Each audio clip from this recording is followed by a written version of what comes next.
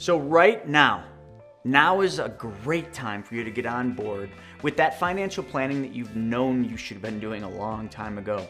But you probably didn't know where to go, you didn't know where to start, and you just, frankly, got too busy doing other things. So let's go over the top 6 benefits of successful financial planning.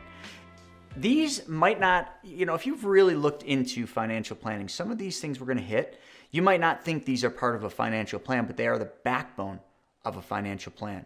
And what I'm talking about is the first and most important thing of every financial plan that you'll ever do, whether you do it yourself or you pay a financial advisor or a financial planner for it, and they can be expensive. Budgeting. Budgeting is the single most important thing, because if you don't know where your money is going every month, then how can you know where you're going? Sometimes this is the single most important part of your financial life. And if I were to go around and ask, 100 or 200 or 1,000 people, if I had time, I'd find that I bet you only about 1% of them had a budget and actually lived their weekly and monthly lives by that budget. So I pose the question to you, do you have a budget? And if you don't, well then, the enemy of progress is chaos, and that's probably what your life looks like. So the first thing, let's get rolling. Number 1, ready to strike when there are opportunities. So what do I mean by this? Well, I mean, are you ready? Do you have money sitting aside? Do you have money sitting in a safe place that when an opportunity presents itself to you, you can strike?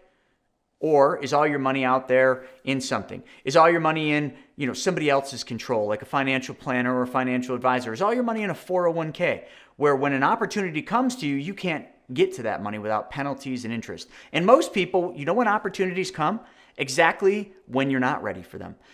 Opportunities in most cases come when the markets fall apart. They come when the economy is crashing and burning. And that means your 401k is down, your investments are down. So if all your money is sitting in investments right now, well, actually, this is October 2022. Look at your investments. How are they doing? Oh, not so good, are they? Yeah, down about 20%, right? Or maybe even 30? Or, oh, wow, you're down more than that? Wow. Well, that's what I call chaos. And again, it's because you haven't planned.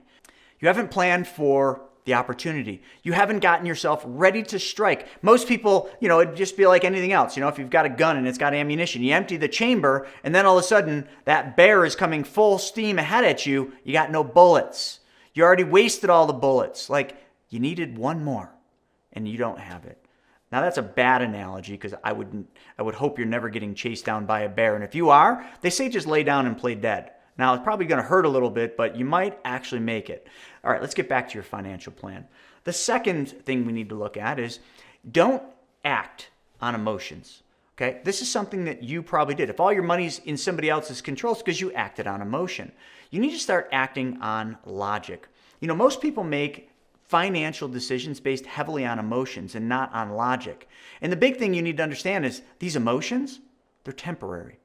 So if you can get ready and ignore the temptations, and I know this is hard, a lot of things coming at you. If you can ignore the temptations, and if you can actually go out there and see things for what they really are, ignore FOMO. Don't think that everything has got to happen right now. Don't think, that you need to act on things right now or you're going to miss out on an opportunity. That's usually not the case, because an opportunity is always going to come right when you're not ready. So here's what I would suggest doing. Ignore the short-term emotions. When you think you should do it, really think logically. Because if you take the rose-colored glasses off, you're going to be able to make decisions based on pure logic instead. And you're going to be able to see things for what they really are, like I already said. And doing that will allow you to avoid the pitfalls that come along with emotional-based decision-making. So here's a lesson for you. Be realistic and never get greedy. So when I'm talking about this, emotions typically are based on greed. But if you're just realistic in things, this is how you're going to get where you are. Because you're going to have lots of opportunities across your life, and as you get older, some of those opportunities are going to seem really good, maybe even too good. If you act on logic and you take your time, you won't have to worry about this. And when you act on logic, that's where the opportunity really is. The opportunity is not in the emotion, it's in the logic. So I want you to think about that. Number 3. When you are not stressed out about how you're going to pay your bills, you can actually think clearer, right? So remember back to that first thing I said, budgeting. If you have a budget prepared, income, all your income sources on the left, your expenses and debts on the right. Okay, if you know exactly where you are, you'll sleep better at night. But unfortunately, most people, 73% of Americans, say that money is their number one cause of stress. And this reason is why. They're stressed out because they don't know how they're going to pay their bills. Well, how did the bills happen in the first place? Oh, well, this and that. No. Let's boil it down. How about the debts? That car payment, how'd that happen? Well, you had to go out and buy that new car. Instant gratification. You could have bought a used car. You could have saved up and paid cash for a car, but you didn't. You had to have that shiny brand new car that really you couldn't afford.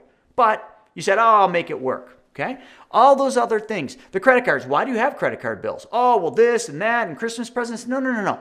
Because you failed to plan. Stop blaming people for your problems. You created the problems. I promise you, even if you didn't create them, they're your problems, not somebody else's. So stop blaming other people. Stop thinking that other people are responsible for your problems. They're your problems. Read the Dr. Phil book. I know you're probably laughing, but it will help you. Your problems are always going to be your own problems, not somebody else's, no matter how you got into them. The fourth thing, do you have reserve capital? So do you have an emergency fund? 3 to 6 months of your monthly expenses. Do you even know what your monthly expenses are? Back to the budget.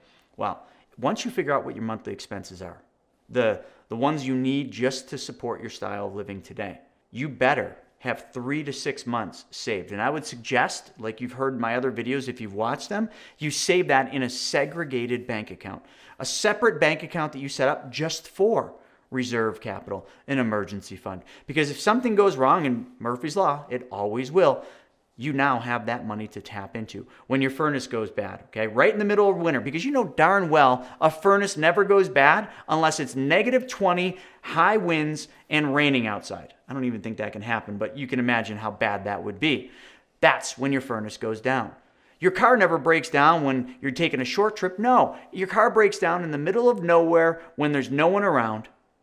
Those are the emergencies that you need a reserve capital account for. The fifth thing, do you know what your future goals are? Like, in other words, do you know where you're going? What does your perfect day look like? Do you know? Can you tell me what your perfect day looks like from the second you wake up to the second you go to sleep? Can you articulate every step of that day? Probably not. But that would be a good place to start. Because if you don't know where you're going, if you don't know what your future goals are, how can you get there? And don't you dare tell me or anybody else, oh, my future goal is to retire. Future goal is to retire? What is retirement? What does it even look like for you? Because retirement is your perfect day. So if you just say, I want to retire, well, what does that mean? How much a month? And what do you need that money every single month for? What is that perfect day going to look like? Stop shortchanging yourself with stupid, unrealistic goals that you don't even know how to articulate. Figure out your perfect day. And then you'll be able to start backing into that and reverse engineering it to figure out how you're actually going to make that happen. See, we were talking about financial planning. Notice how we're not talking about anything financial. We're talking about planning. All of these things have to happen before me or a financial planner could ever tell you how to plan for it. Because if none of these things, these 6 steps are figured out, your plan has already failed. And that brings me to the 6th and final thing that you need to do. Now, again, this is all the makeup of a financial plan, but this isn't what you thought you were going to learn, is it? Good. Because you know what? People in America, the biggest problem is not what they don't know. The biggest problem is what they think they know that just ain't so, and that's probably you. So let's get on to 6. You need to delay gratifications. All that new outfit, all that new iPhone. Yes, the iPhone just came out. Oh, it's $2,000. I gotta have that. No, you don't. What's wrong with your phone? Well, I don't know. It doesn't have a good enough camera. Sure it does. It's the better camera than most cameras we had 5 years ago, even if you bought the top camera. Your phone has a better camera. So delay the gratification. You don't need that new outfit. You definitely didn't need those new Nikes. You definitely don't need a new car. Your car still runs. Why don't you just repair it, make it nice, do a couple little extra things. Delay the gratifications. That is the final thing. So folks, these are the 6 steps. Let's hit them again really, really quick. The first thing, number 1, you need to be ready to strike when there are opportunities, which means you need to plan for those opportunities before they happen. Number 2, don't act on your emotion. act on logic. Number 3, don't be stressed out about paying your bills. And if you are stressed out, figure out your budget and then figure out how you can take back the money you're giving away. Number 4, do you have a reserve fund? Do you have an emergency fund? 3 to 6 months of expenses. Again, back to the budget. Know what your expenses are. Number 5, what does your perfect day look like? You need to know your future goals, but you need to be able to articulate them in a perfect day. That is your goal. And number 6, you need to delay instant gratifications. Folks, these are the makeups of the perfect financial plan. Once you know these 6 steps, then we can move on to what you do next, but not a second sooner. If you like this video, check that one out. How much money do I need to get started with the infinite banking concept? That's another great video because that will frame you up to be your own bank. Folks, I hope you enjoyed this. Click the subscribe button, like this video, and smash that little alerts button up top because, hey, next time I put a video out, don't you want to know about it? I might just tell you steps 7 through 10. So stay tuned.